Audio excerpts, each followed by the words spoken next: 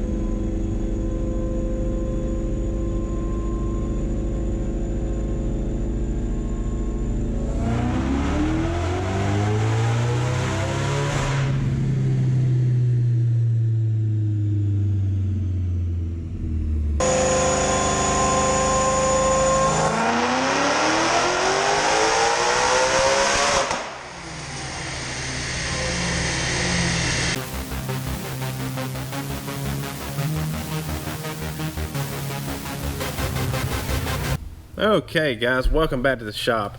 As you can see, we had a pretty good day on the dyno, right? I mean, it exceeded a lot of expectations in some areas. I went on the record with Terry last night before leading up to this dyno session on my guess.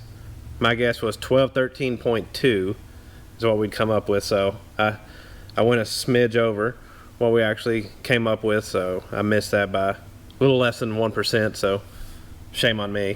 But let's go over some of these results from what we got today.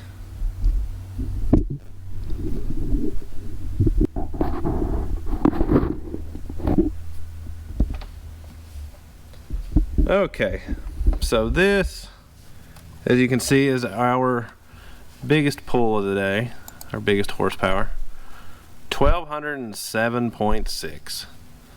And that was achieved, turn the cursor on here, at a little bit over 8,500 RPM.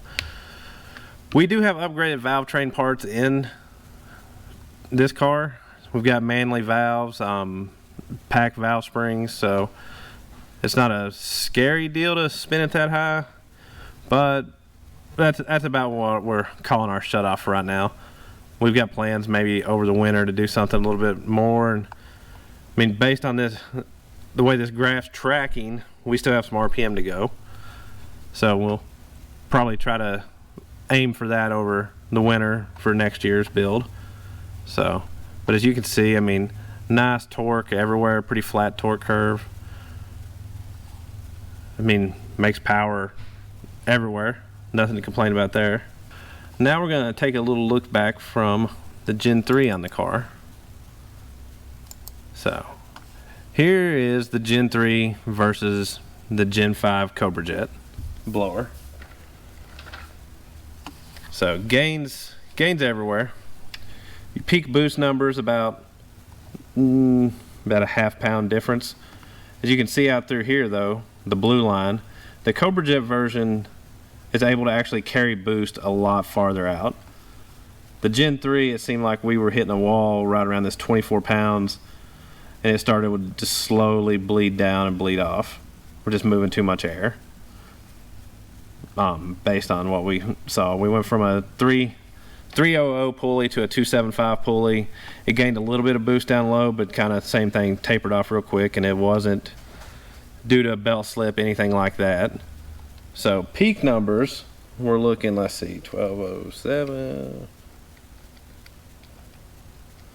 Peak numbers, 172 horsepower gain on peak alone, which also, let's see,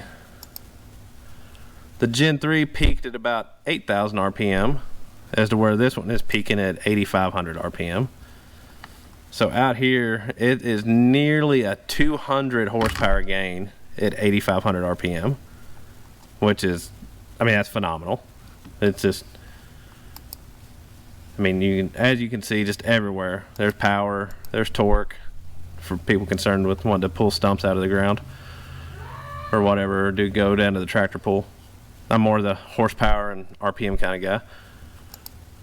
I mean, just horsepower everywhere. So very, very happy with how that all turned out. So the changes that we made on the car, obviously the turn this around.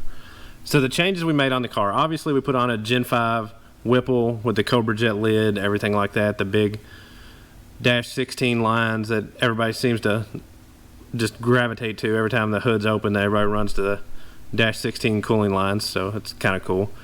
Glad everybody appreciates them as much as I do. We also added a big EMP pump in the rear, got rid of the Rule 2000 in the tank, so now we're moving all the water. Got plenty of flow on all that. Real happy with the performance of that on the dyno. I want to say with ice in it at the end of a pull, we still had ice in the tank, which that's kind of new for us versus the two blowers and different pumps and everything. But we still had ice in the tank, and I want to say the IETs got up to, I want to say like 66 to 68 degrees when we had ice in it, and that was with them starting off at probably 70-ish. The one pull we made hot off the street with just a little pull to like 5,500. I think the IETs were 90 degrees, and they still even dropped with no ice at all down to 78, 80 degrees, somewhere in that range. I'd have to look back over everything.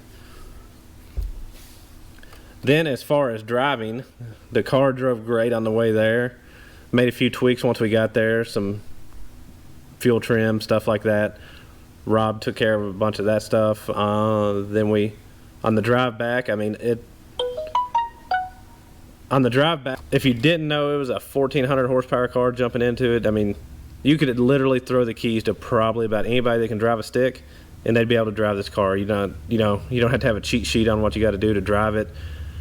Rob and Ken, everyone at Palm Beach Dyno has done a phenomenal job on the drivability of this car, and it amazes me. I mean, it's not super loud. The American Racing, full system on there doesn't really give away too much of it. If you're going for that whole sleeper look, or sleeper sound, I guess you'd say. I think the blower is actually louder than the exhaust now driving, which is kind of cool. So, but now we got all the dyno stuff done. We've got some suspension modifications coming. I think we should have some new shocks and other bits here in the next week or so.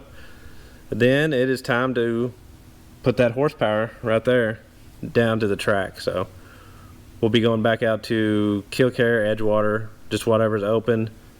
Try to start taking advantage of some of this late spring. Is it late spring yet?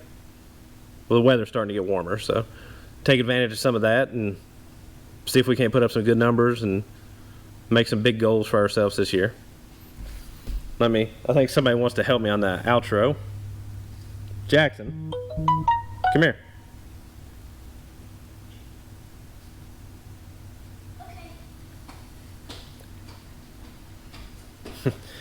Hold on, he's coming.